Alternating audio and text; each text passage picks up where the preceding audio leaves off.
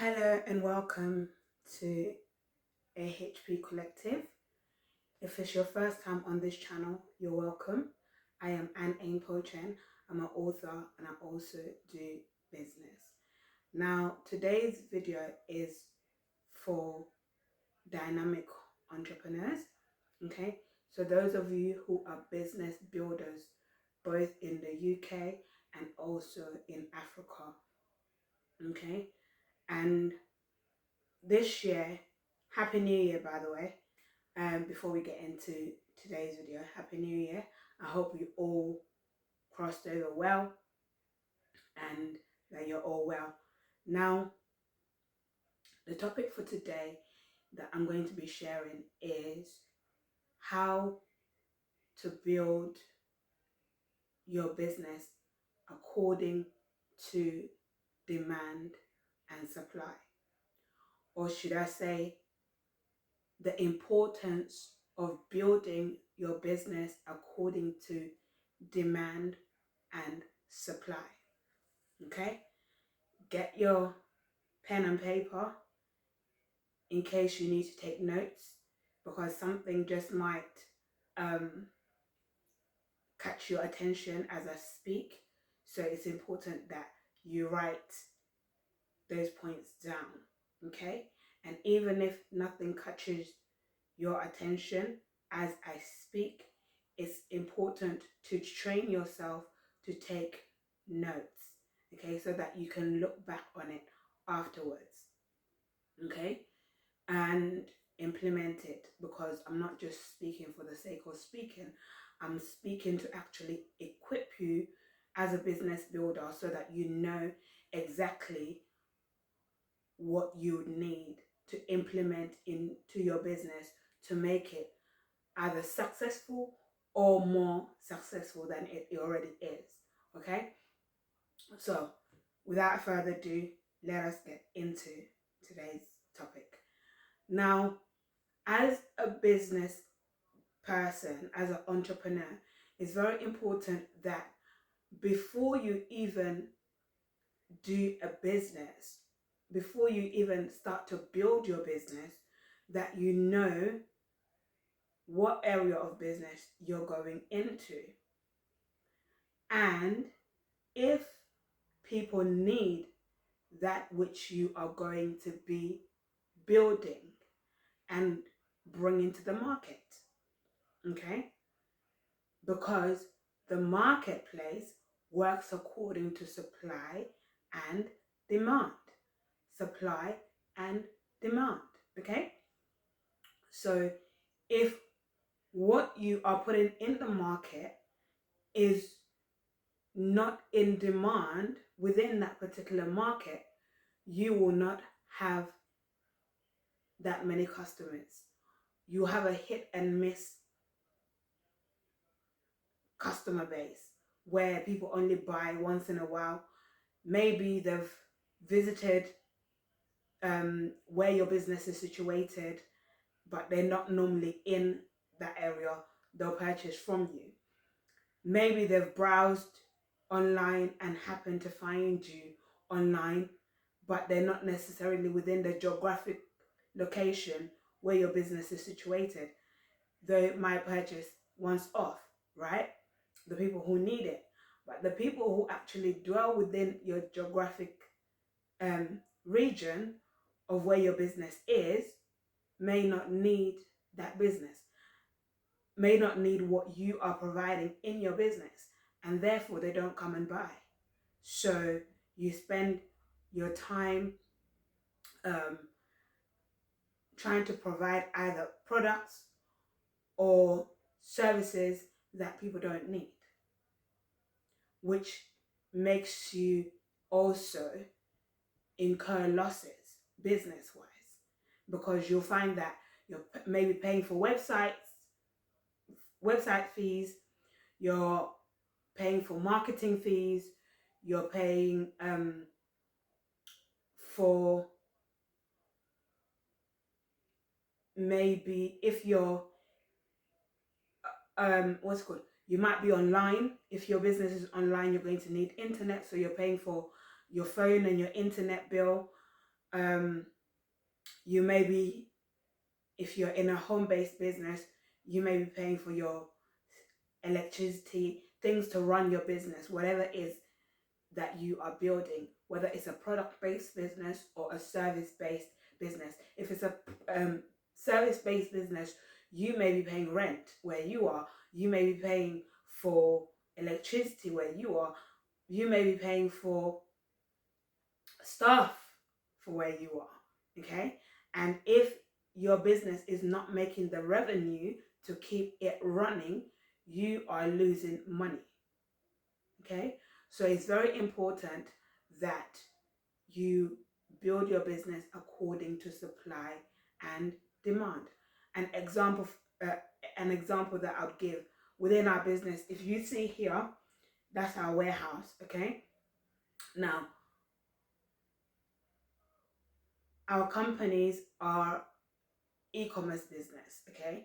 So we build business in several industries, but we are e-commerce based business. Okay, so we provide products. All right, our businesses are in the product sector.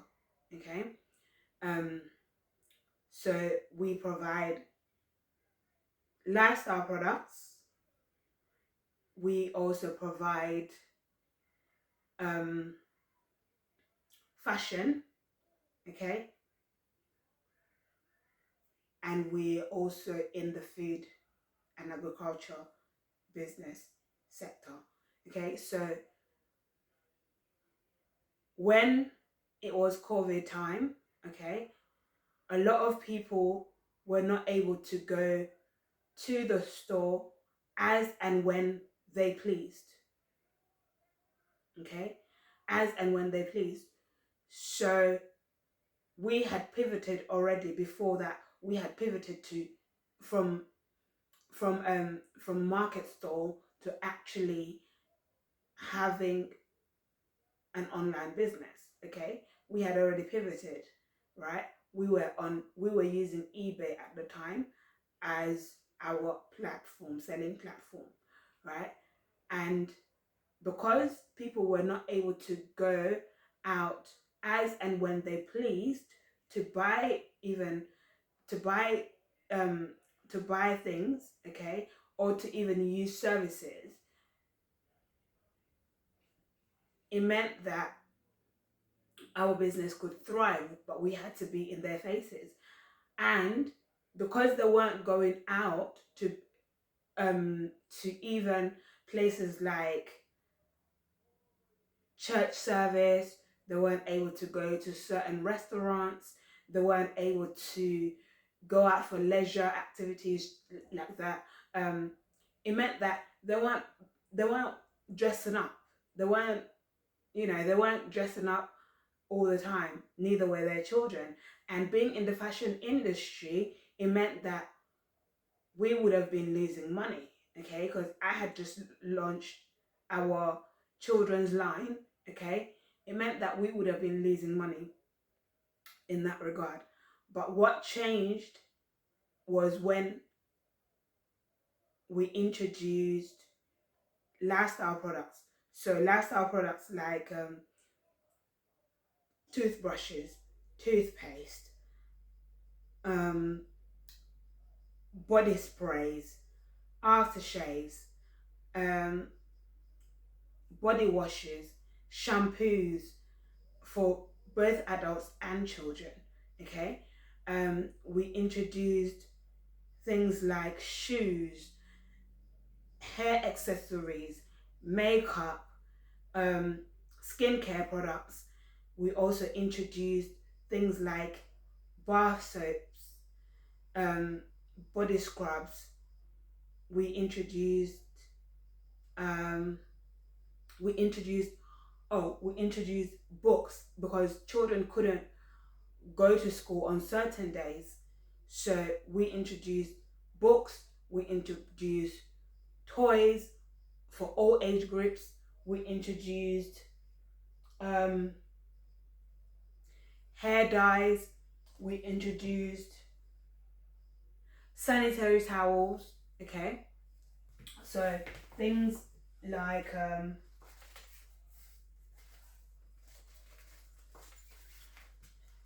sanitary towels, okay? And we introduced nappies.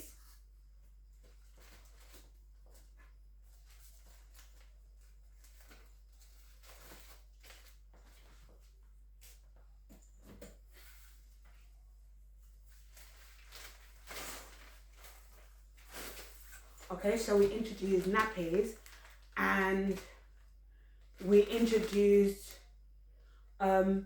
pull-ups as well for the older children who still um, bedwet. Okay, we introduced those. We introduced uh, toothbrushes for younger children, toothpaste for younger children as well. We introduced grooming kits, so children who couldn't go to the barber shops, for example, their parents could cut their hair from home. Um, we introduced nail polishes. We introduced nail polish removers. We introduced um, nail files. We introduced tweezers, so people could still carry out their beauty treatments in the comfort of their own home. Okay.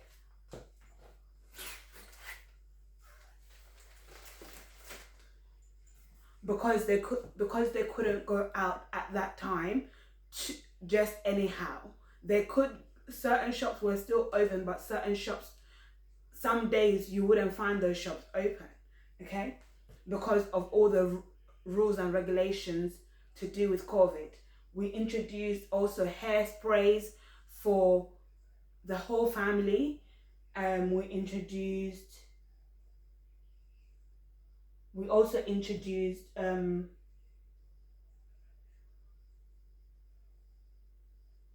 We introduced things like nightwears for adults. We introduced beddings. Okay, we introduced nightwear for children as well. We got more and more baby clothes. We got baby bottles as well. Okay, and we introduced children's food, so baby formula, but also things like porridge, things like cereal for them. We introduced those in our store, and we also introduced traditional foods. Okay, traditional foods, because we are Afro-Caribbean descent. We introduced food that is normally eaten in the Caribbean islands, and we also introduced foods that would be eaten throughout Africa. Okay, and also our Caucasian customers, we introduced certain products that they could use. Things like tuna, things like sardine. We introduced things like beans. We introduced like gari. We introduced dry vegetables, so they could stock up their pantry and use that on over time. Okay.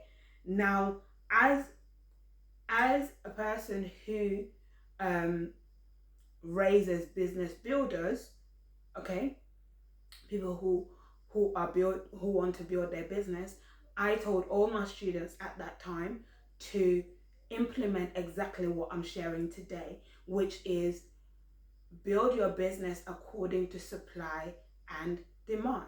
Okay, build your business according to supply and demand. Whatever people are looking for, that is what you should implement in your business. If you're a fashion business, okay, if you're a fashion boutique business, add things like accessories. Okay, hair accessories. We added things like headscarves, okay, luxury headscarves.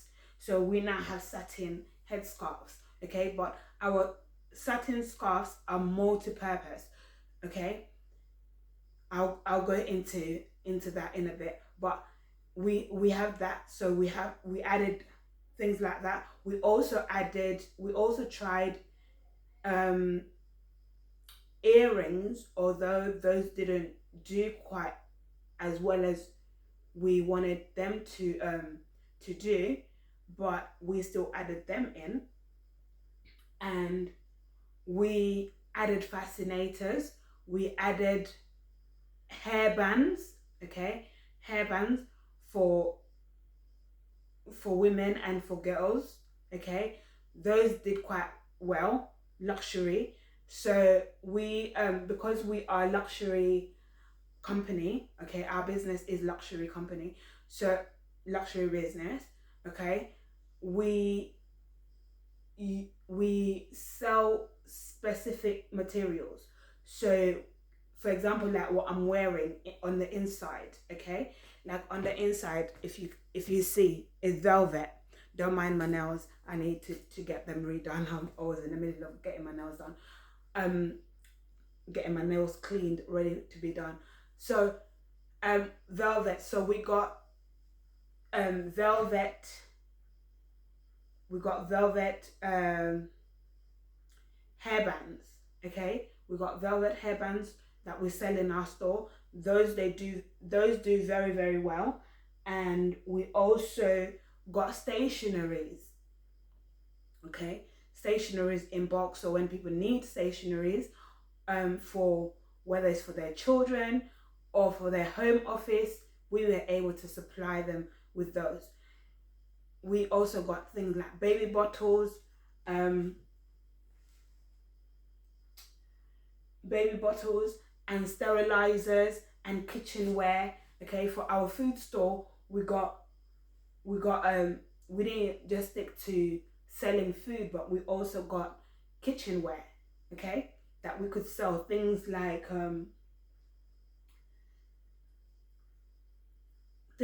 oven dishes. Okay, things like bottle openers, things like serving spoons, and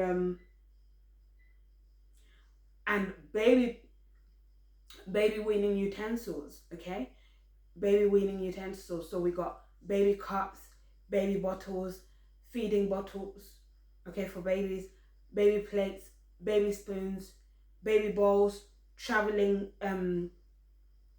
bowls for babies to store, to have their food stored in. We got bibs for them.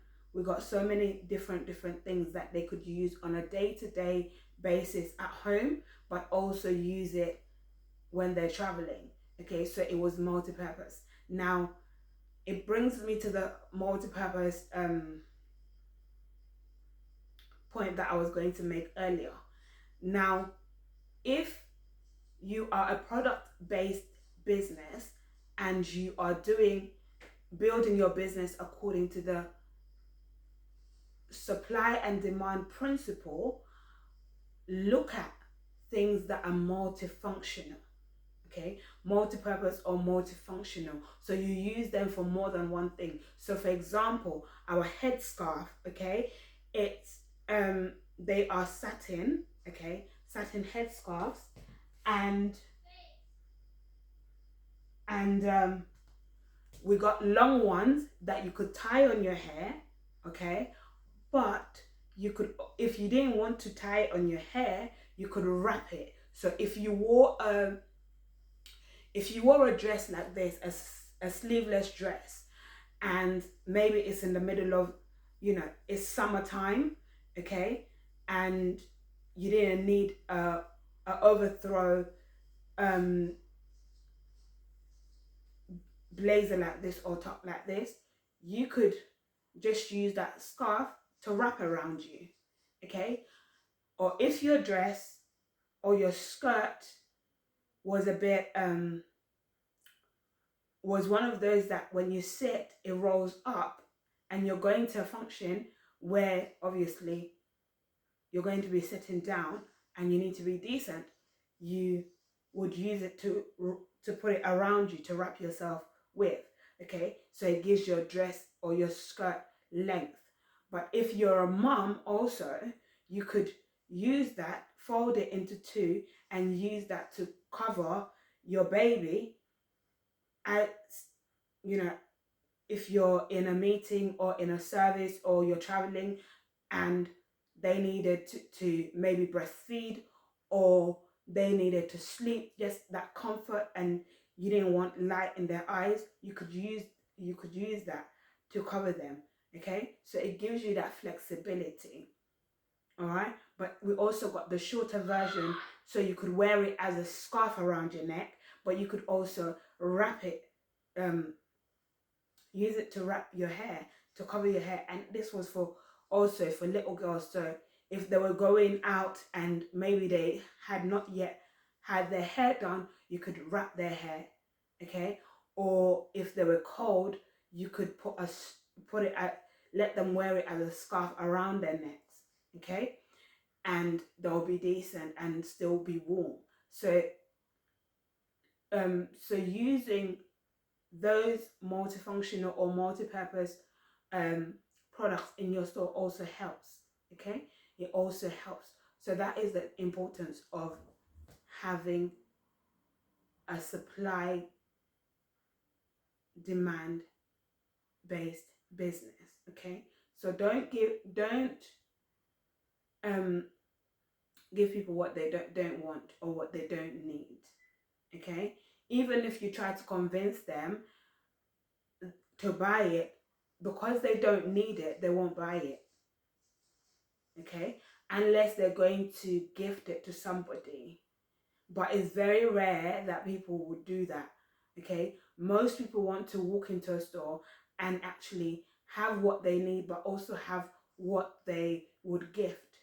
Okay, so it's important that you have that in mind when you're building your business, because if not, you'll be pumping money into your business over and over and over again, and you'll be losing out.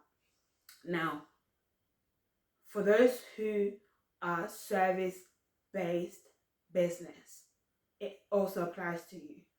Okay, this also applies to you. The service that you're offering, is it needed? If it's not needed, you will just be